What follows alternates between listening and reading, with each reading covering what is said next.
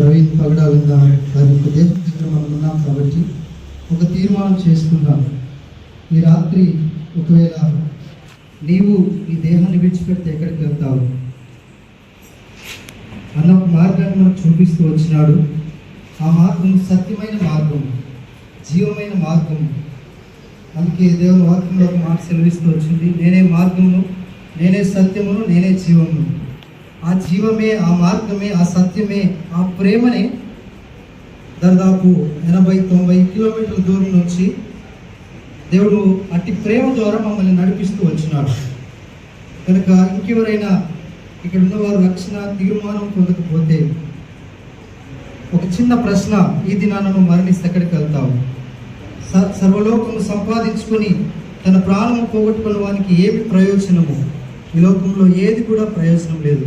యేసునందు విశ్వాసం ఉంచితేనే యోగు వలె తిరిగి కోల్పోయినదంతా కూడా పొందుకుంటాం అన్న ఏ విధంగా అయితే సత్య మార్గం కూడా మనల్ని తీసుకెళ్తూ వచ్చినాడో, ఇక్కడున్న యవనస్తుల్లో ఒక్క పాపి కూడా నశించుకోవడం ఇష్టం లేదు. కాబట్టి మనమందరం కూడా, నేను వయసులో చిన్నవాడిని అయి ఉండొచ్చు, దేవుని పేరిట మరొకసారి ఇక్కడ ఉన్న యవనస్తులకు మరొక ప్రత్యేకమైన ప్రకటన ఏంటి అని అంటే, ఇక నుంచి సత్యముతో దేవుని వాక్యంతో మనం నడిచే వారంగా ఉండాలి.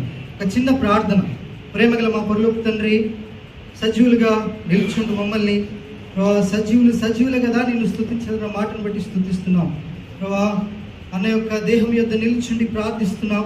తను ఇచ్చిన సాక్ష్యము, తను నిలబెట్టిన సాక్ష్యము ప్రభా, మేము కూడా అట్టి సాక్ష్యంలో నడుచుకున్నట్టుగా దయచేయమని ప్రార్థిస్తున్నాం ప్రభా. కుటుంబాన్ని ఆదరించండి, ఓదార్చండి. క్రైస్తవ 2 రాష్ట్రాల్లో ఉంటున్న ప్రజలందరినీ ప్రభా సత్యముతో వారిని స్వతంత్రులుగా చేయమని, మరొకసారి రేపు జరగబోయే ప్రభా ఆ ఫ్యూనరల్ కార్యక్రమంలో కూడా సాతాను వాడు ఎక్కడ కూడా తోక ఆడించకుండా ప్రభా నీ సత్యమే ప్రకటించబడాలి ప్రభా. యేసునందే నిత్య జీవము, యేసునందే పరలోకము అని తెలుసుకున్నట్టుగా కృపను దయచేయమని ప్రభా. ఈ దేహము ద్వారా ఈ లోకమంతా కూడా, సర్వలోకమంతా సువార్త ప్రకటించటకై అటు కృపను దయచేయమని ప్రభా. రెహబోతు మోకిల నుంచి నడిపించిన మమ్మల్ని బట్టి నీకెంతో వందనాలు స్తుతులు చెల్లిస్తూ పాటల ద్వారా నిన్ను స్తుతిస్తూ వచ్చినారు. ఈ దేహము ద్వారా ప్రభా నీకు మహిమ ప్రభా, మేము కూడా మా దేహము ద్వారా నీకు మహిమ వచ్చుటకై అటు కృపను దయచేయమని, రేపు జరగబోయే కార్యక్రమంలో ప్రభా ముఖ్యంగా కుటుంబాన్ని ఆదరించండి. అన్న చేస్తూ వచ్చిన